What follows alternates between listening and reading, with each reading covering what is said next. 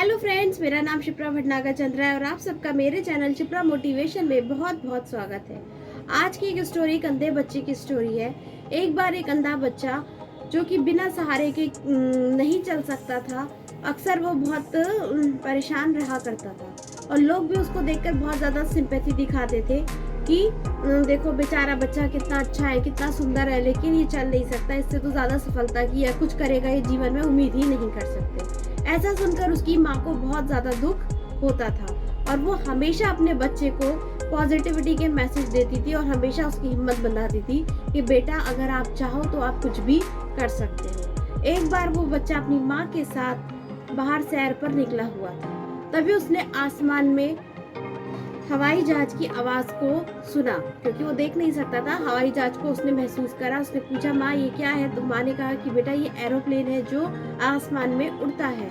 उसने पूछा, क्या मैं भी बादलों तक पहुंच सकता हूँ? तो माँ ने कहा, हाँ बेटा, अगर तुम ठान लोगे तो तुम कुछ भी कर सकते हो।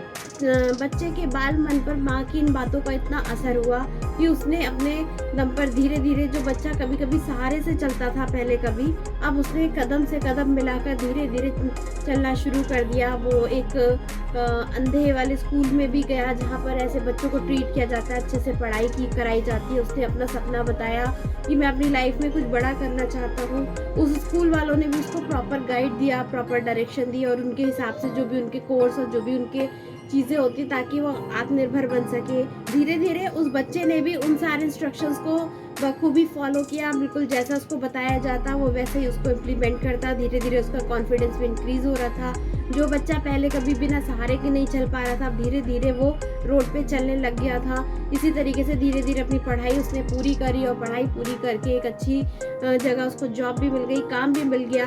आंखें ना होने के बाद भी उसने अपने अंदर की शक्ति को इतना जगा लिया था कि वो हर काम को बहुत अच्छे से करने लगा था और वो बड़े होके बहुत बड़ा सिंगर बना। और सिंगर बनने के बाद अब उसको कभी कभी नहीं, अब उसको अक्सर एरोप्लेन में ही बैठना होता था और एक देश से दूसरे देश भी कॉन्सर्ट करने के लिए वो जाया करता था।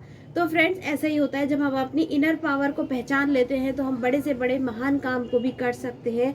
हम सबसे ज़्यादा ब्लेस्ड हैं क्योंकि भगवान ने हमें इंसान बनाकर भेजा है और इंसान बनाकर भेजा है मतलब हमें सारी शक्तियों से नवाजा है।